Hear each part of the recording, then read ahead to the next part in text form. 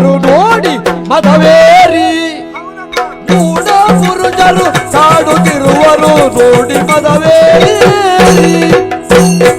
ಬೇಡಮ್ಮ ಮಾರಿ ನಮಗೆ ಕಾಡು ನೌಕರಿ ಅಮ್ಮ ಕನಡಿ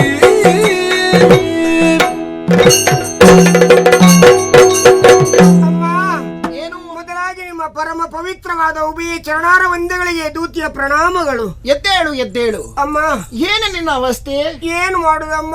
ವನಪಾಲಕಿಯರಲ್ವೇ ನೀವೆಲ್ಲರೂ? ಹೌದಮ್ಮ. ಏನಾಯ್ತು ನಿಮಗೆ? ಸ್ತ್ರೀಯರು ಇನ್ನೊಬ್ಬರನ್ನು ಅವಲಂಬಿಸಿಕೊಂಡಿರಬಾರದು, ಸ್ವತಂತ್ರರಾಗಿ ಬದುಕಬೇಕು ಅಂತೇಳಿ ನಮ್ಮ ಸ್ತ್ರೀ ಶಕ್ತಿಯನ್ನು ಸಂಘಟನೆ ಮಾಡಿದವರು ನೀವಲ್ವೇ ಅಮ್ಮ? ನಾನೇ ಸರಿ. ಹೌದು. ಬೇರೆ ಎಲ್ಲೂ ದುಡಿಮೆಗೆ ಹೋಗಬಾರದು, ನಮ್ಮ ರಾಜ್ಯದಲ್ಲೇ ದುಡಿತಿರಬೇಕೆನ್ನುವ ವ್ಯವಸ್ಥೆಯನ್ನು ಮಾಡಿದರಲ್ಲಮ್ಮ. ಹೌದು. ಹಾಗಾಗಿ ವನ ಪ್ರದೇಶದ ಸಂರಕ್ಷಣೆಗೆ ಬೇಕಾಗಿ ನಮ್ಮನ್ನು ನೇಮಿಸಿದವರಮ್ಮ. ಖಂಡಿತ. ಬಹಳ ಚಂದದಿಂದ ನಾವು ನೋಡ್ಕೊಂಡು ಬಂದಿದ್ದೇವಮ್ಮ. ಅದರಲ್ಲಿ ಅನುಮಾನವೇ ಇಲ್ಲವಲ್ಲ? ಬೇಡಮ್ಮ. ನಿಮ್ಮ ಕೆಲಸದ ಬಗ್ಗೆ ಆಗಲಿ, ನಿಮ್ಮದಾದಂತಹ ನಿಷ್ಠೆಯ ಬಗ್ಗೆ ಆಗಲಿ ನಾನು ಸದಾಕಾಲ ಮೆಚ್ಚುಗೆಯನ್ನು ವ್ಯಕ್ತಪಡಿಸಿದವಳು. ಆದ್ರೆ ಇಂದು ಹಾಗಲ್ಲ. ಬೇಡಮ್ಮ, ನಮಗೆ ಕಾಡ ನೌಕರಿ ಬೇಡಮ್ಮ, ಬೇಡ. ತಿಳಿಯಿತು ನನಗೆ. ಕೆಲವು ಸಮಯಗಳ ಹಿಂದೆ ನಮಗೆ ಏನಾದ್ರೂ ಕೆಲಸ ಕೊಡಿ ಅಂತ ಕೇಳಿಕೊಂಡು ಬಂದವಳು ನೀನು. ಹೌದು. ಪ್ರಬುದ್ಧೆ ಆದಂತಹ ನಿನ್ನನ್ನು ಅದು ವನದ ಪಾಲಕಿಯನ್ನಾಗಿ ನೇಮಿಸಿದೆ. ಹೌದು. ನೀನೇ ಇಚ್ಛೆ ಪಟ್ಟು ಹೋದವಳು. ವನ ಪಾಲಕರು ಬೇಡ, ವನ ಪಾಲಕಿ ಇರ್ಲಿ ಅಂತೇಳಿ ನನ್ನನ್ನು ನೇಮಿಸಿದ್ದು. ಈಗ ನಿನಗೆ ಆ ಕೆಲಸ ಕಷ್ಟ ಆಯ್ತಲ್ಲ? ಹೌದಮ್ಮ. ಹಾಗಂತ ನಿನಗೆ ನಾನು ಬೇರೆ ಯಾವ ಕೆಲಸ ಕೊಡ್ಲಿ?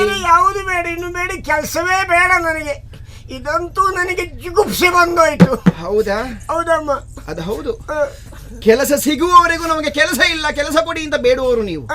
ಕೆಲಸ ಹೆಚ್ಚಾದ ಮೇಲೆ ಜಿಗುಪ್ಸೆ ಬರ್ತದೆ. ಹೌದು. ತಿರುಗಾಟ ಮಾಡೋದಾದ್ರೆ ನಾನು ಇದ್ದ ಕ್ಷೇತ್ರದಲ್ಲಿ ಬೇರೆ ಹೋಗುವುದೇ ಇಲ್ಲ, ಹೋದ್ರೆ ನಿವೃತ್ತಿಯೇ. ಈಗ ಅಂತಹ ಕಷ್ಟ ಏನಾಯ್ತು ನಿನಗೆ? ಅಮ್ಮ, ಒಬ್ಬರ ಇಬ್ಬರ ಮೂಢ ಪುರುಷರು ನಮ್ಮನ್ನು ಕಾಡುತ್ತಾ ಇದ್ದಾರೆ. ನಮ್ಮ ರಾಜ್ಯಕ್ಕೆ ಇಬ್ಬರು ಹುಡುಗರು ಬಂದು ನೀವು ಸ್ನಾನ ಮಾಡುವಂತ ತಿಳಿ ಕೊಳಕ್ಕೆ ಹಿಡಿದಿದ್ದಾರೆ. ಮಲ್ಲಿಗೆ, ಸಂಪಿಗೆ, ಸೇವಂತಿಗೆ, ಇರುವಂತಿಗೆ, ಜಾಜಿ, ಸೋರಗೆ, ಕೇದಗೆ, ಶಂಖಪುಷ್ಪ, ಕರವೀರ್ಯ, ಸೂರ್ಯಕಾಂತಿ ಮೊದಲಾದ ಪುಷ್ಪಗಳನ್ನೆಲ್ಲ ಕೊಯ್ದು ಬಿಸಾಕಿದ್ದಾರೆ. ಹುಬ್ಬಳ್ಳಿಯೇ ಇಲ್ಲ, ಹುಬ್ಬಳ್ಳಿಯೇ ಇಲ್ಲ, ಹುಬ್ಬಳ್ಳಿಯೇ ಇಲ್ಲ. ಹುಬ್ಬಳ್ಳಿಯ? ಅದು ಹುಬ್ಬಳ್ಳಿ. ಹೂಬಳ್ಳಿ ಇಲ್ಲ. ಹೌದು. ಎಲ್ಲವನ್ನು ಕಿತ್ತು ಬಿಸಾಕಿದ್ದಾರೆ. ಕಿತ್ತು ಬಿಸಾಕಿದ್ದಾರಮ್ಮ. ಅಷ್ಟೇ ಅಲ್ಲ, ನೀವೀಗ ಅಲ್ಲಿಯ ರಕ್ಷಣೆಗೆ ಬೇಕಾಗಿದ್ದವರು. ಹೌದು. ಯಾರೇ ಬರಲಿ ವಿಚಾರಿಸುವಂತಹ ಅಧಿಕಾರ ನಿಮಗಿತ್ತು. ವಿಚಾರಿಸಿದೆ ಅಮ್ಮ. ವಿಚಾರಿಸುವಾಗ ನಮ್ಮನ್ನು ಹೊಡೆದ್ರು, ಬಡಿದ್ರು, ನಮ್ಮ ಮೂಗಿಗೆ ಸುಣ್ಣವನ್ನು ಹಾಕಿ ನಿನ್ನ ದೇವಿ ಶಶಿಪ್ರಭಾ ದೇವಿ ಬಂದ್ರೆ ಮಾತ್ರ ಉತ್ತರ ಕೊಡ್ತೀವಿ.